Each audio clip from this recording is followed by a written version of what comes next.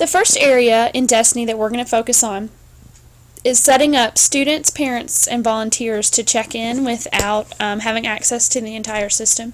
Now in Cobb County, they don't allow a media specialist the rights to enter someone and give them the rights to check in and check out and things like that.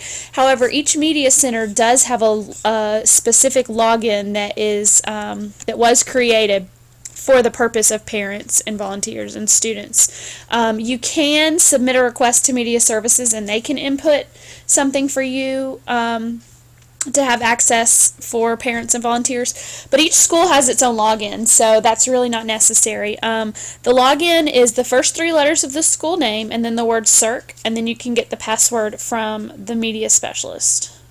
So we're going to use the one for Compton Elementary today. When you log in, you'll see up here that it says ComCirc, and that's for Compton Circulation. You'll see that they have access to all of the features for circulation. They can check in, check out, they can renew, they can view holds and fines, things like that. They also have some limited reports that they can look at. As far as patron reports, they can see a few of those, not the entire list. They can do the report builder, and then they can also see the report manager where jobs would be saved after they've been run. They also have some access to back office, but it's really just more to view the job manager, which is where the reports and things are found. So if they ran a report, they would be able to access it. So mostly what this would be used for is if you had a sub or a volunteer that came into your media center, and they would then have access to circulation.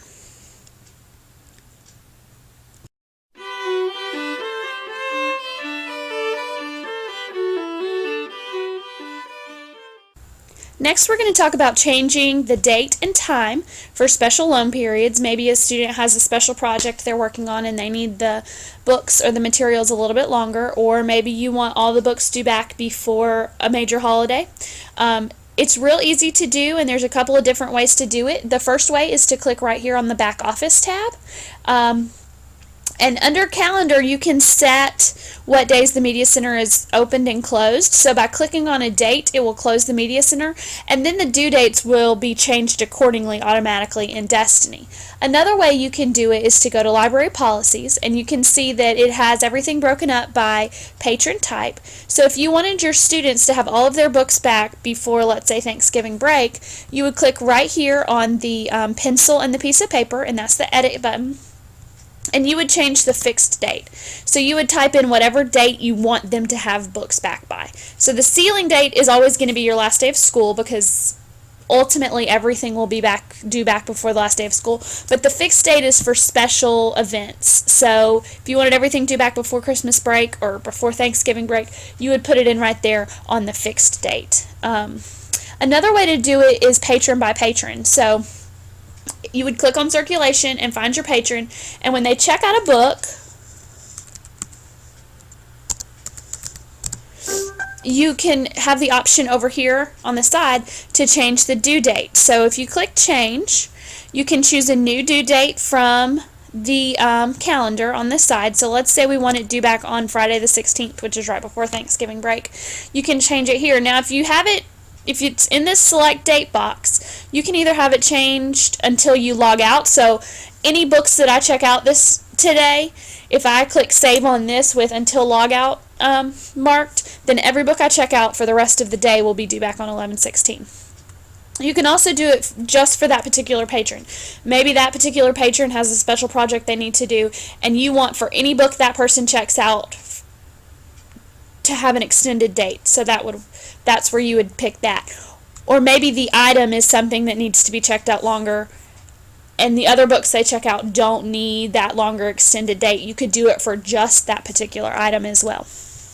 And then you would click save over here to keep whatever settings you picked. Or you can just choose back to the default date, and it'll do it that way also.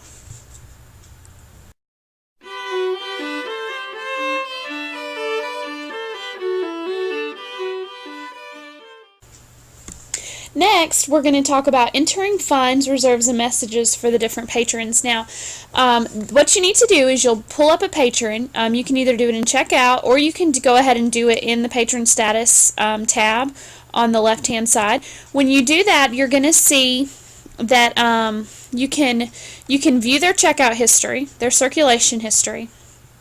And you can also, if you scroll down to the bottom, you can add a fine to the patron. So if you click Add Fine, you can choose the reason that they need a fine. Then you put in the copy number, you'd enter the barcode, and then you would do the amount that they paid, or if you waived it, or however you handled that. And then you could just put a little fine note here. And then you would click here, and it would automatically print a receipt for that item.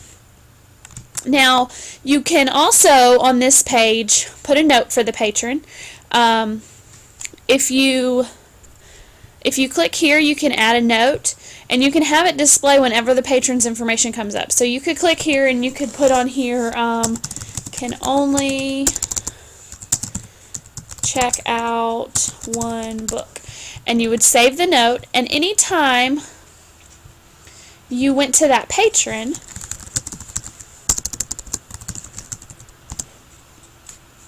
you can see that it pops up, only can check out one book.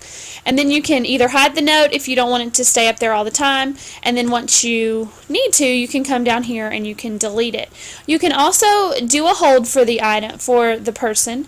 You click here for add hold, and then you can either search for the title by title, or you can do it by library, or you can even do it for other libraries in your county. So there's a quick, easy way, or the patron can put the hold themselves through Destiny Quest. So that's also another way that a hold can be made. Now, when a patron has a lost book, when you mark it lost by clicking here, it's automatically going to pop up for you to print a receipt, and all you have to do is click print, and it'll automatically print. Also, circulation logs, you can do that pretty easily. When you are in patron status, you go down and you can see right here, you can click view history, and it'll show all of the books that patron has checked out in the history of the this one is for the year, so you could show, and actually it's not, it's actually for the entire time that this patron has been in our system. And you can print that list for the person, you can print it for your records, however you need to do. You can also do it by copy. So if you click on the copy, you can see the statistics for it. The current checkout, it tells you who it was currently checked out to. It tells you who it was previously checked out to. It tells you how many times it gets checked out in a month, in a year, in the previous years, and how many times it's been checked out total. You can also add a note in case you needed to make a note that maybe this book is one that needs to be weeded. So that is how you do a circulation log.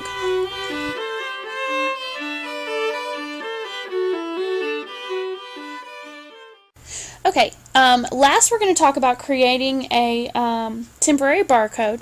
So let's say that a patron is checking out a magazine, and magazines aren't necessarily barcoded, but you want this patron to check it out.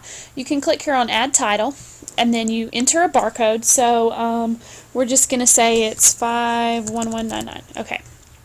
Now if you click here where it says title is deleted when checked in, that means that barcode is only going to be available for that one item that one time. So then you would type in the magazine title. We'll just say it's a school library journal. And your circulation type, we would choose magazine. You don't really have to fill in all of this. We'll just say it's $3 in case. And we would click here and we would click Save. And so now this school library journal is checked out, and this T right here is showing me that it is a temporary checkout, or it's a temporary barcode. Now when this book gets checked back in,